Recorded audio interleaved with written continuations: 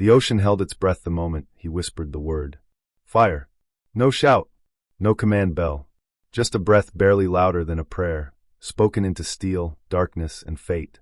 Commander Elias Mercer stood inside the dim control room of the submarine USS Wraith, his hand resting on the periscope grip, sweat sliding down his spine despite the cold Pacific water pressing from every direction.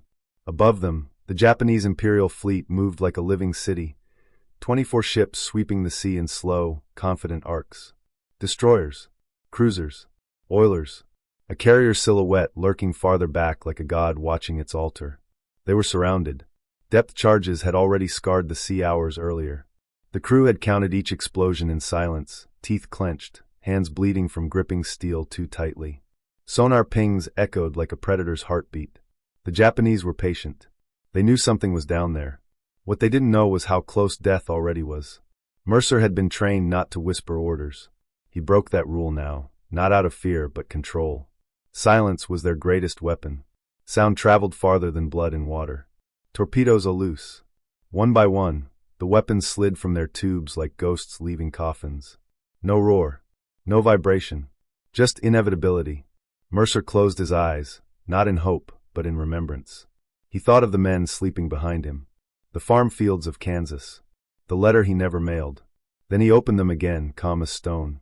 Above, the first ship never heard the end coming. Elias Mercer had never wanted command. He grew up far from the ocean, raised by a father who believed silence was strength, and a mother who taught him that listening mattered more than speaking. Those lessons followed him into the Navy. He rose not because he demanded authority, but because men trusted him when everything went wrong.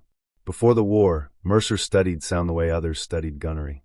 He learned how engines lied, how sonar echoed false truths, how a single degree of depth could mean life or death. The Wraith was his ship, but it felt more like a living thing than a weapon. She creaked. She groaned. She obeyed only when treated gently. Now, years later, those lessons were all that remained. As the torpedoes ran, Mercer counted seconds in his head. Distance. Speed. Angle. Impact came not as sound, but absence. Then the sea screamed. The first explosion shattered a destroyer's hull in half. Fire erupted into the night sky like a wound opening. Alarms screamed. Radios crackled in panic. The Japanese fleet erupted into chaos. Mercer did not smile. He whispered again. Reload. The Wraith slid deeper, angling beneath the confusion. Japanese ships turned, colliding in panic, dropping depth charges blindly. Explosions thundered, but always behind them. Mercer anticipated every move. Another whisper. Fire. Another ship died. Then another. Cargo vessels burned. Escorts vanished. Oil slicks spread like ink across the moonlit sea. The Japanese commanders believed they faced multiple submarines. They were wrong. By the time the 10th ship went down, fear replaced strategy above the waves. Mercer's crew worked without speaking, hands moving like parts of a single mind. Sweat dripped. Knuckles cracked. Eyes burned.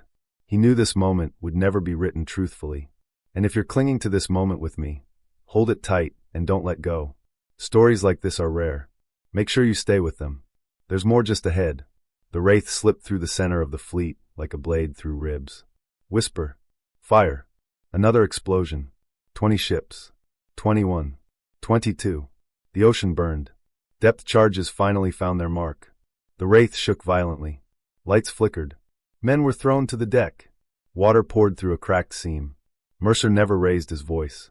Hold course. Another whisper. Fire.